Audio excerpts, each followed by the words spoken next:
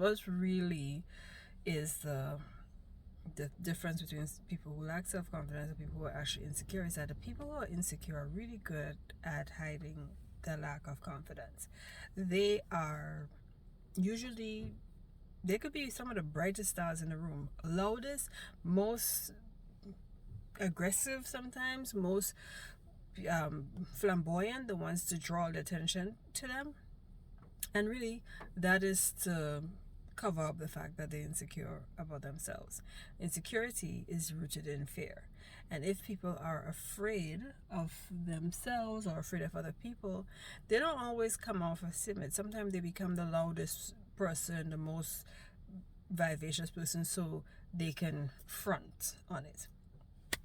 The day, the adage of fake it till you make it, that's your people, that's your insecure folks.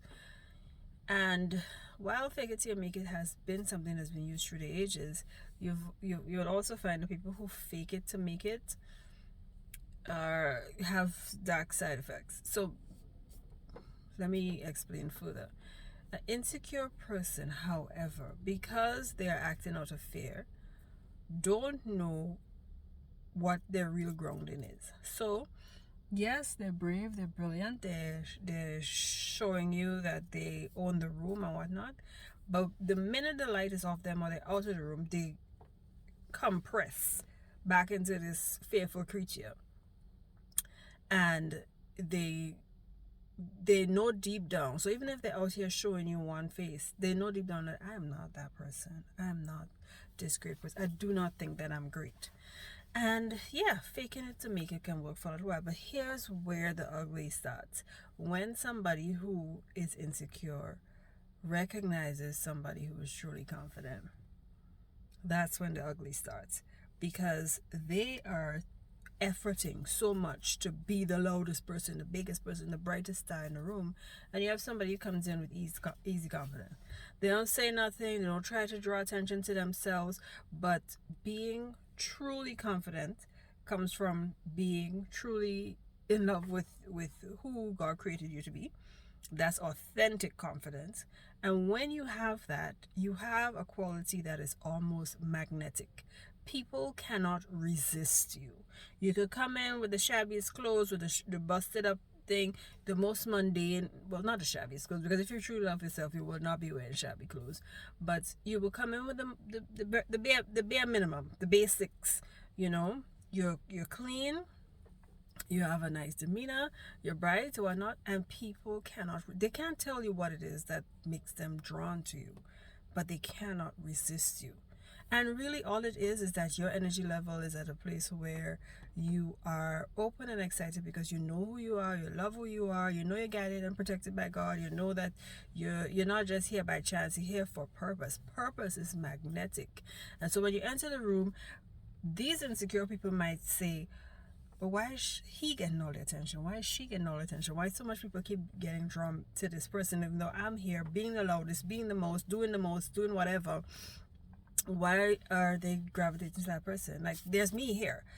And that gets bewildering for them. What gets dangerous is that insecure people believe that they must maintain their status quo, their exclusivity to attention no matter what. And whereas a person who lacks confidence would shrink into the back of the room and just kind of disappear, an insecure person would burn down the entire room if they don't get the attention that they need. So they are reckless. They are the people. Insecure people are the people who will start just baseless rumors on people. Insecure people are the people who start trouble and drama and issues and always have something and always do the smear campaigns and the pull down and the fight down, because they know that there's no the what they build their foundation on for their confidence, their fake confidence, is baseless. And because it's baseless, they have to maintain that to the point where it becomes dangerous. Insecure people would be the ones to believe that they need to be in competition with people. A truly confident person knows that competition does not exist. Everything that is yours is rightfully yours. It's already assigned, it's ordained, it's destined, cannot be interrupted, cannot be taken over by anybody else. The only person who delays it is you. Your lack of action, your lack of motivation, your lack of discipline is what keeping you from the thing that God already put in store for you. And a truly confident person knows this.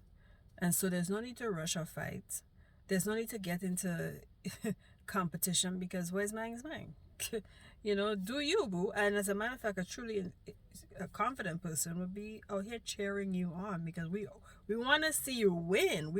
All of us want to win. We know that winning is like we birthright. We came on this earth to win, no matter what. Okay. But insecure people feel like they're the only ones who should be the ones doing what they're doing and being who they're being. And so they get when they recognize that they're baseless and weak, they get a whole posse now to do it with them. Because, again, they know deep down that it's all a show. So they must get a whole group of tongues people to run you out of tongue, to be the one aggressing and making misuse and making drama in people's life. And the sad thing about this is that insecure people never win. It might look like that on the outside. It might look like they're achieving everything they want to achieve. They have all the support, they have all the friends, they have all the circles. But the one thing they do not have is that love. And when you go away from the crowd and you go to your room and you're taking off your makeup and you're taking off your fancy $500 shirts and all the trimmings, and you stand in front of the mirror as yourself, and you cannot look yourself in the face because you do not like yourself, it's not worth it. And that's what insecure people face every single day. That when they go home, they cannot stand themselves. And it is so overbearing that they don't take the time to figure out, like, what is it about me that I need to develop or improve? Or why can't I take some time to find out what makes me tick or why I love myself? And because they're unable to do that, to take the time to recognize that we're all wonderfully and fearfully made. We're made from love and made to be loved. And loving and being loving is inherent. You don't have nobody on the face of the earth that's not able of being loved. But if they would take a few minutes to do that, instead of running and trying to make excuse for other people, or trying to get that next thing, or trying to get a bigger house, or trying to get a bigger car, if they would take a few minutes just to create a bigger space for love for themselves, they could heal themselves. And as you heal, you always heal the people around you, heal the world. Your healing is God takes it. Okay, this is great. You're healed for you, but your healing adds up to the amount of people that are healed in the world overall. So you have to be.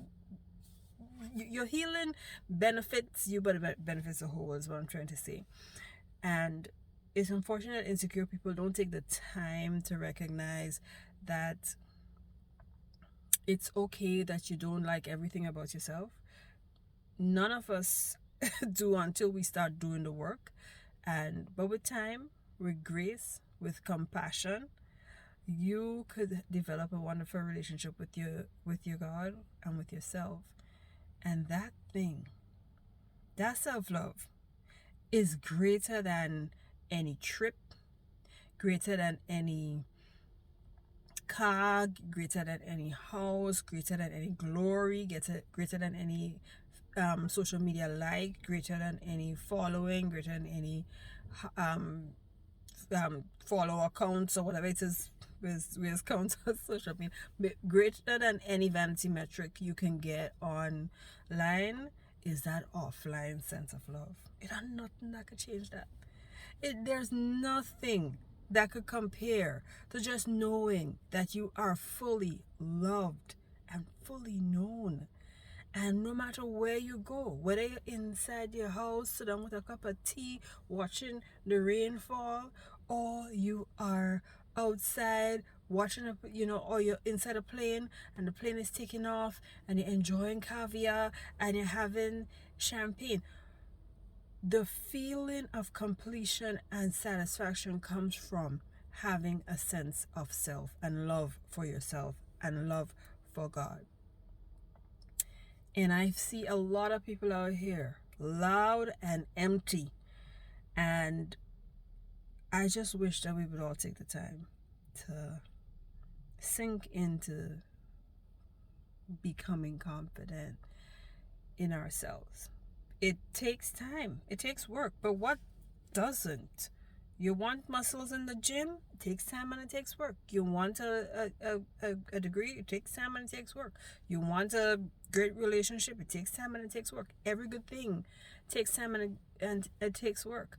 And that self-love that I'm telling you, it's a feeling of just beauty and completion. And it's good for every environment. It's good for work. It's good for how you show up with other people. It's good for your relationships. It helps you to supervise yourself and manage your emotions. It helps you to stand up in situations, advocate when you have to advocate, and be quiet when you need to be quiet. It allows you to accept help from others, and it allows you to stand up and fire up and be there for other people as well. And all I'm saying is, self-confidence takes time, but when you look at the benefit of it, it is absolutely worth it. And if it means that you're going to be a less insecure person, it's absolutely worth it. It's absolutely worth it, okay? Y'all have a great day and keep doing your most. Have a beautiful day. Keep doing your most. Bye.